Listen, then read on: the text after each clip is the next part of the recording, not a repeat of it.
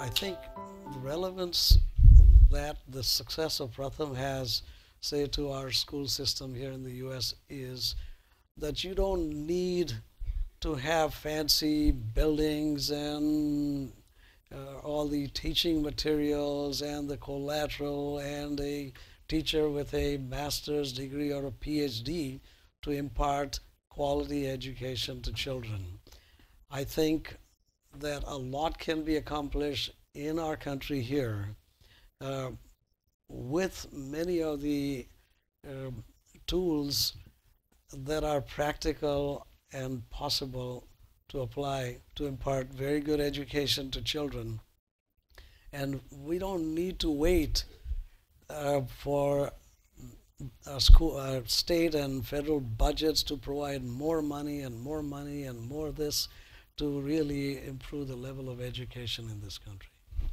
Great example. Peter? This might be sort of from a narrow base, but we've met so many organizations in India that think of the girl as, forgive the words, but as the customer. So how do you help her education? How do you help her find the job? How do you help with sexual and reproductive health? So the girl is the focus, and these different interactions are to influence the girl. It's not just a single thread. Let's educate her. Let's educate her, then she has aspirations, but where does she work? So if you don't link the finding of employment. And India, with a number of the organizations we've met, one is called Sarati, they actually treat the girl. The girl is the focus. In the US, you tend to have lots of specialist interactions, and therefore, even in one school, and Atlantic has a program called Elevate, and it's in 4 states. And it's trying to say, let's take the student. So through the school, we'll deliver preschooling, we'll deliver mentoring, we'll deliver educational services, we'll deliver nutrition. And that approach in Atlantic was very much based on some of the experiences in India. The girl is the focal point, bring all of the necessary services and interactions to her to change her life. Don't stimulate one. You give her a good education, but she's still going to get married, and she's still going to have kids, and she's not going to get a job. So you need to think of the girl in her complete sense and the needs she has. Take them one by one, and it doesn't tend to be effective. Right. Desh? Well, you know, I think the biggest thing that US can start rethinking about is co-creating the solution with the people who need it. Meaning, all innovation is contextual. You know, just because somebody has a lot of money, somebody has a lot of brain power, somebody have really, really smart, that they can come up with a solution for somebody else, right? Because that customer, because what happens is, you know, people may have been poor, but now they're very rich and they're donors, but their risk tolerance is very different than the people they're trying to help. And so in US, almost every solution gets gold polished and becomes too expensive, too irrelevant, and that's part of the reason why it doesn't scale. And just because something is a powerhouse of innovation, for example, MIT is a powerhouse of innovation. But if I ask MIT to solve this lunch problem in India, they will royally screw it up. Because they'll probably come up with $5 a lunch and don't realize it's $4.88 too expensive, right? So I think contextual innovation and co-creating the solution and so it's a very delicate balance between innovation and assimilation. If you leave them alone, things are not going to change. We all need to get involved. But how do you get involved in a way so that you're not taking over the whole thing and just being a catalyst, I think is probably something US needs to do more of. Those are just great examples. Let me just open it up to questions, comments, and if you could just please just say your name and organization just so people kind of know who's here. Oh, here, wait a minute, a microphone is coming your way. Hi, Amy Kelm. I'm with Global is Local from the group of women from Philadelphia. Talk about the passion in the social venue versus the compensation that you give in the investment level. Why isn't it possible to pay well in the nonprofit? And I don't necessarily mean initially, but when you start to put together a major organization, why can't you do both and attract that passionate, competent person? You know, not that the other people aren't, That's one question. The other question is the crazy entrepreneur and scaling. And I don't think that's only in, I think in business also, to put an organization around a crazy entrepreneur is sometimes preventing a scale. So what could we do about that? And let's get 3 questions just out, and then we'll kind of let you all kind of pick questions to respond to. Yeah. There, here and then, okay, go ahead there, and then we'll come back to you on the third. Hello, Leslie Boris, also with Global's Local from Philadelphia. And when we look at education in Philadelphia, there's another partner involved, which is the city and state government. That is not always a enhancer. How do you see the role playing of the Indian government along with business and philanthropy in pros and cons? How do they enhance and inhibit what you're trying to do? Great. And then, let's see. There, it's coming around just right over here. Oh, here we go, from this direction. Thank you. My name is Poonam Mutreja, and I come from an NGO called the Population Foundation of India. Having worked in the development sector, both as a giver and receiver, I want to ask a question of all of you. In India, we always talk about changing the behavior of the community. I'm wondering, how do you really change the behavior of those who have the wealth? There is a maturing of giving in India, and there have been philanthropists like Mr. Tata for many years who were not scaled up by other industrialists and deep pockets. So in India, the culture is when a young man or woman begins to earn, you're told, may you earn enough wealth so that your 7 generations live well on it. And you said you saw the culture, Mr. Goradia, of giving here, and that partly inspired you to give. How do we change? We've had Bill Gates talk to many industrialists in India. We've had government making the 2% compulsory mandatory giving. What do we have to do to change it and get Dasra shaping many more philanthropies than it does today? Can I take that one? Yes, why don't we start there? It looked like it was very much directed at you. Also.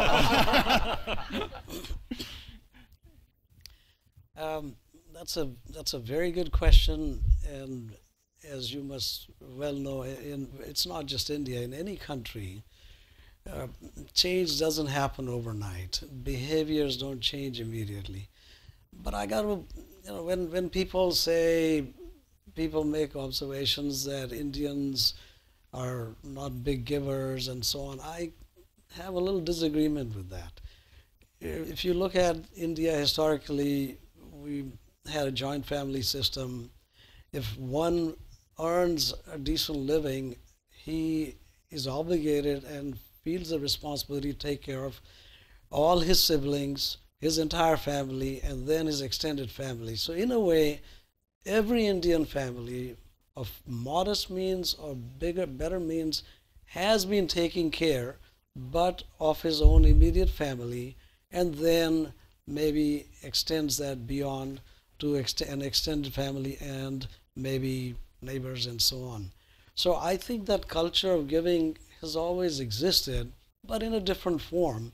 Most Indians have not had the resources to go beyond their immediate family, their extended family, and then maybe their neighborhood. What is happening now, as you well know, is that those family values are falling apart. Joint family systems are breaking apart. A sibling doesn't feel that obligation anymore to take care of his own family as much. And on the other hand, people now have much more income beyond their immediate needs. But it's not in the culture to give to many other charities, and therefore they first go and buy a new Mercedes or buy a bigger apartment, or it's more into material spending.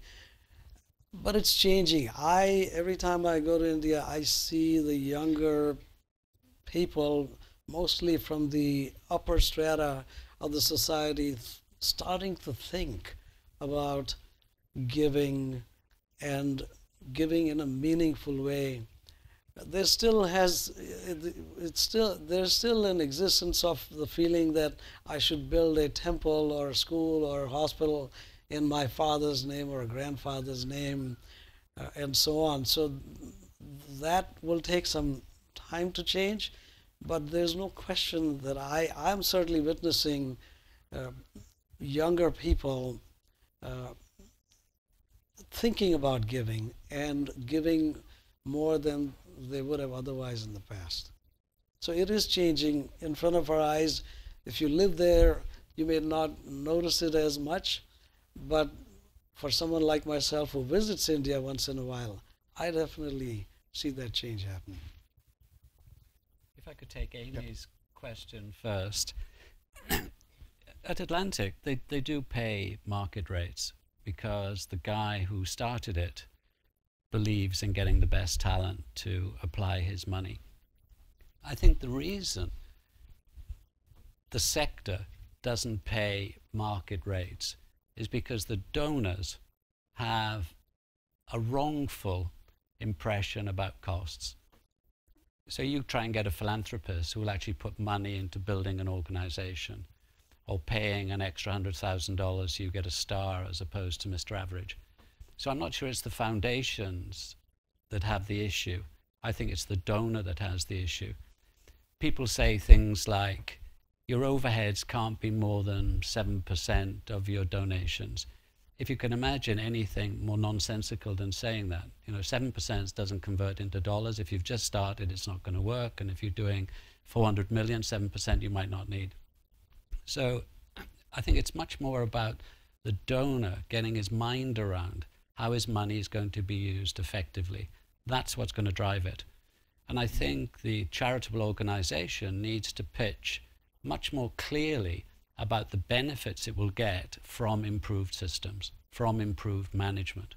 So you're selling extra impact for a larger part of your donation going into the organization. The bit about the entrepreneurs. So if you take the foundations that I've worked in, they don't actually have a lot of experience of helping management teams develop. There's lots of research done about how entrepreneurial organizations grow. There's a very famous article, How Organizations Change as They Grow. And it starts off with the entrepreneur. And literally the article tells you, if you start there, you know where you're going. So they're not difficult concepts to learn. We get, 40 or 50 people in the investment companies I work in, and we train them these sorts of issues continually. But in the foundation world, other than Bridgespan and a few others, they're not preaching this. They're not preaching the need for management competence, for organizational change as you grow. So I think it's the role of the donor to think very, very carefully about how he gets value for money and not missing the point. Let me just ask Desh on the role of government, because a lot of the stories of scale that all of you have alluded to, we haven't touched on government, but it is such a crucial element of many of these scale stories. What are the challenges, opportunities, what's different? So, I'm not much of a Washington guy. I do co-chair a council for Obama, so I go there once in a while. So what I've found in my short tenure is that, it's again back to nonprofit, for-profit. In the for-profit, all new ideas come from a lot of experiments. Angel investors, venture capitalists, thousands of them get funded. A few make it, and then a few become IPO and independent companies. But most of the big companies cannot innovate, and therefore they tend to pick the one that sort of worked, right? So the big companies don't innovate. They actually pluck the innovation that has come through a lot of experimentation. Now, government is bigger than the biggest company you can ever think of. So government shouldn't even try to innovate, which is a mistake they do, right? They try to come up with a policy. So I've been trying to sort of say, let's do policy by proof of concept. Because without government, it's very hard to actually have a national rollout. You need government because they're the ones who've got all the big money. So if the philanthropy money can go towards experimentation, and then if it works in one place, let's do it in 2, let's do it in 4, let's do it in 8. At a point when it becomes obvious that it's a good thing, then we need to bring the government participation in it. And in India, actually, we've had quite a bit of success. You know, Akshay Patra, we do another program called Agastya, which is teaching science to rural children. It's become a part of the government program now. 95% of the funding comes from the government. So I think it's only three ways to make something sustainable. Either a free market economy, in which case it can run by itself, a government bringing innovation to a government program, or a broad-based charity. And what I found is that in most of the interventions, you actually have to work on a combination of the 2 or 3 of these to actually make it sustainable. But making I think running away from government, you know, is not a good strategy. I think that is, we do something because government cannot do is okay if you're just trying to do something in a little corner. If you really want to build a systemic change, you do have to embrace them, doesn't matter how hard it is. So I'm committed to Devil and Neera to end on time so that we don't, right at the beginning of the day, get off schedule. But let me just ask each of you, just in 30 seconds, final piece of advice for aspiring philanthropists, experienced philanthropists in India when you reflect on, and it's a totally unfair question, and all of the folks here, when I interviewed them on the phone ahead of time, are all such humble folks that they're kind of like, I don't want to talk about what I'm doing. I don't want to. So this has been a forced conversation from the beginning. So just so you know, kind of from each of you, but just a reflection kind of as we wrap up here and folks kind of launch into the day.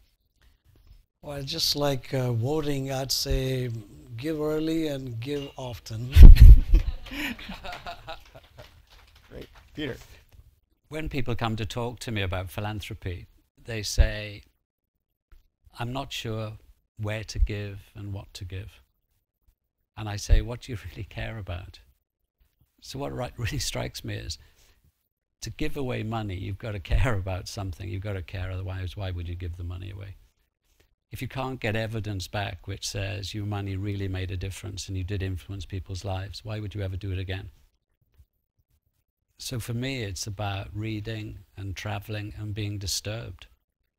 We went with 2 friends to Africa and we took them into a part of Zambia. Wasn't in any way disadvantaged compared with places that we've been in India. And they walked around, and when we came out, I said, let's go to another one down the road, Lynn and I. And they both said, no, it's too disturbing. If you don't see it, how do you feel it? If you don't feel it, what moves you? If you don't move, the money doesn't flow. So it's got to be things that you care about, whatever it is. Just focus on what you really, really care about. Desh. Well, you know, I think engaging in philanthropy in India is very exciting because philanthropy is about finding cost-effective, low-cost solutions at scale. And it'll happen more in India than anywhere else in the world. And India will be the beacon of hope for a lot of people for 3 reasons. Number one, there's probably about a 1% of population in India which is globally competitive, second to nobody else in this room. And so you've got tremendous amount of talent. You have big problems staring right in front of your eyes. And then the country has the freedom to do whatever they want to do. And so as a result of this, when you combine the 3, I think we'll see some amazing interventions come out of the country, which will actually become a beacon of hope for the rest of the world, because there's other parts of the world that need the same solution. So India is a very exciting place.